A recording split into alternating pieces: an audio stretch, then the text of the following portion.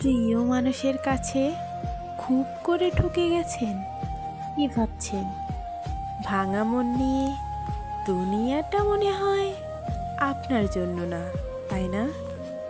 আচ্ছা, এই মুহূর্তে আপনি হয়তো তাকে ভুলে যাওয়ার ব্যর্থ চেষ্টায় মর্ত, তাই না?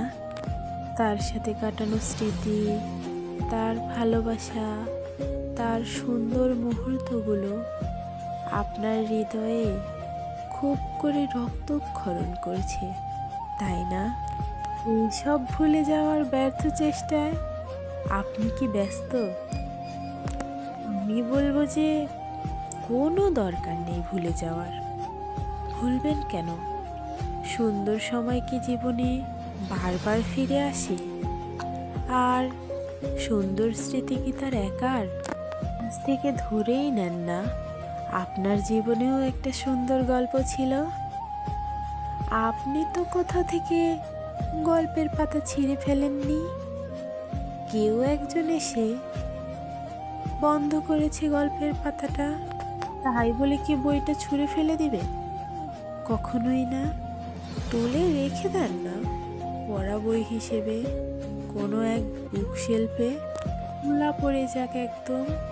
কেউ একজন হয়তো কোনো না কোনো সময় এসে সেই না লেখা গল্পের পৃষ্ঠাগুলো আবার পূর্ণ করে দেবে তার ভালোবাসা।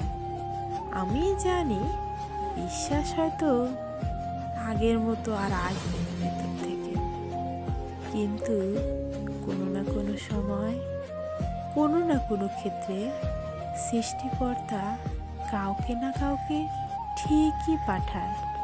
জীবনে হয় সুখ, হয় না হয় দুঃখ, এটা নিয়েই তো চরম বাস্তবতা। বলছি যে নিজেকে না ভেঙে আর একটু কঠিন করে তৈরি করুন। বলছি যে নিজেকে তিলে তিলে না ভেঙে নতুন করে তৈরি করুন, যাতে দ্বিতীয়বারের মতো কেউ না এসে আপনার হৃদয়কে ভাঙতে পারে। আপনি হয়ে যান কঠিন এক বাস্তবতার সফলতার গল্প। কোনো পিছুটান রাখবেন না।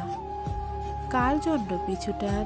যে আপনার সাথে বেইমানি করে আপনাকে পৃথিবীর মূল্য শিখিয়েছে, তার প্রতি কৃতজ্ঞতা বোধ রাখতে পারেন শুধু।